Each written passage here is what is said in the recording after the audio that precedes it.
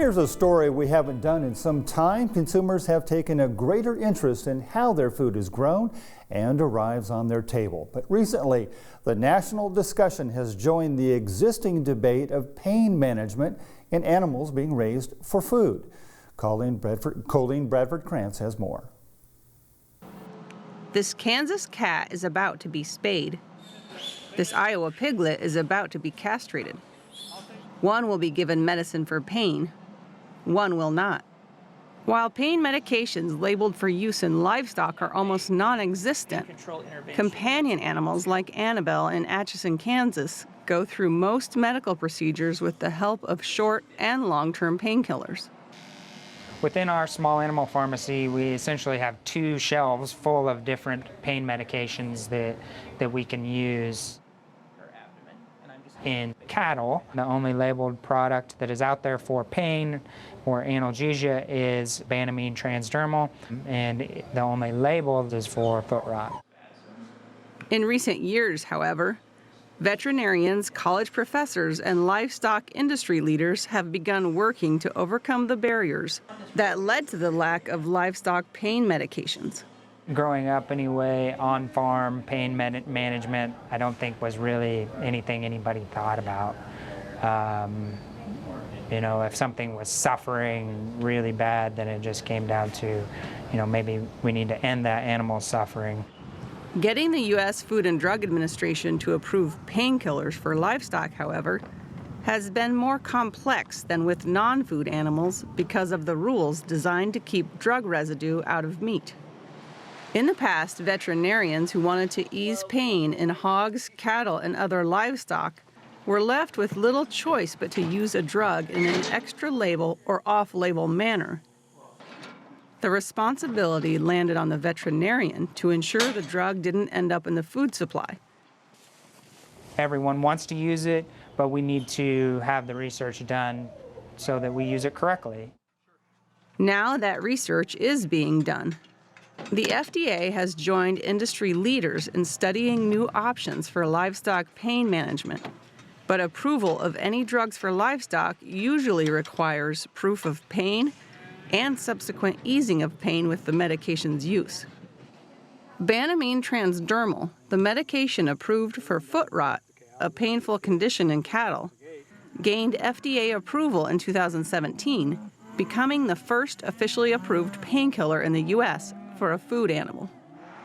Kansas State University participated in the research that helped gain that approval. The team has continued looking for a consistent way to prove when an animal is in pain. So obviously it's difficult to assess pain in an animal because they can't talk and tell us how much pain they're in. So we have to rely on biomarkers of either behavior or the physiology of the animal. It's been difficult for us to try to assess behavioral changes objectively and to try to come up with a scoring system. Research teams look for indicators of stress in the blood, such as cortisol, but it can disappear too rapidly to consistently measure. A second indicator of pain is skin temperature. Pain prompts a fight or flight response, which means blood is pulled toward the body's core. This Kansas State University thermal imaging video of a steer as it is being castrated illustrates the instant change in skin temperature. Some early work is also being done with facial recognition in hogs and other species. A program looks for changes in expression that might hint at an animal's suffering.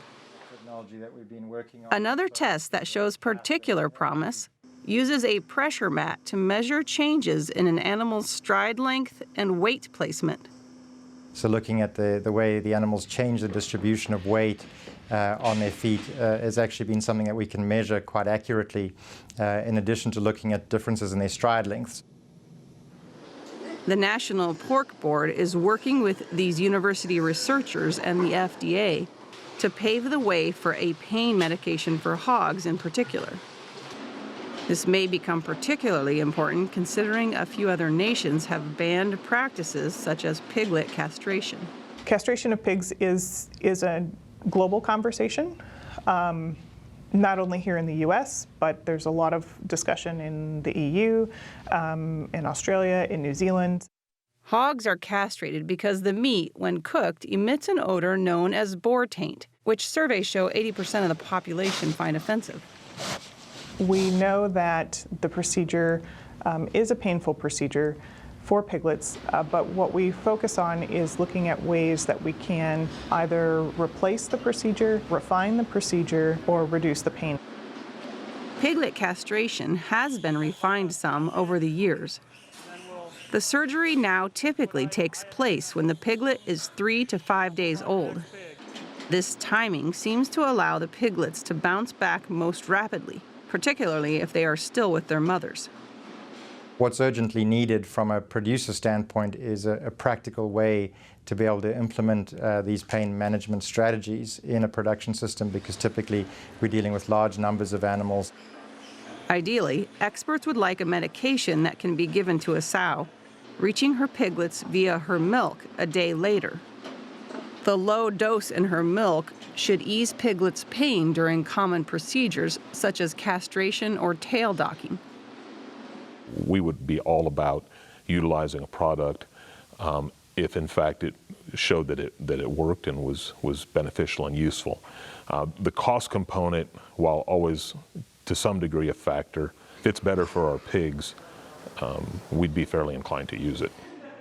Some veterinary clinics, the Atchison Animal Clinic in Kansas among them, have begun implementing the use of off-label pain medication with the more routine procedures on livestock.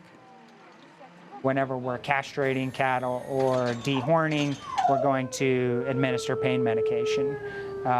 It's something that we feel very strongly about. Initially, we offered it as an option. Now we've kind of moved on to where it's just something that we do. The consumer can see the value of that and feel good about the way that these practices are done and how these animals are raised. Very interesting. Good to see this kind of research being done.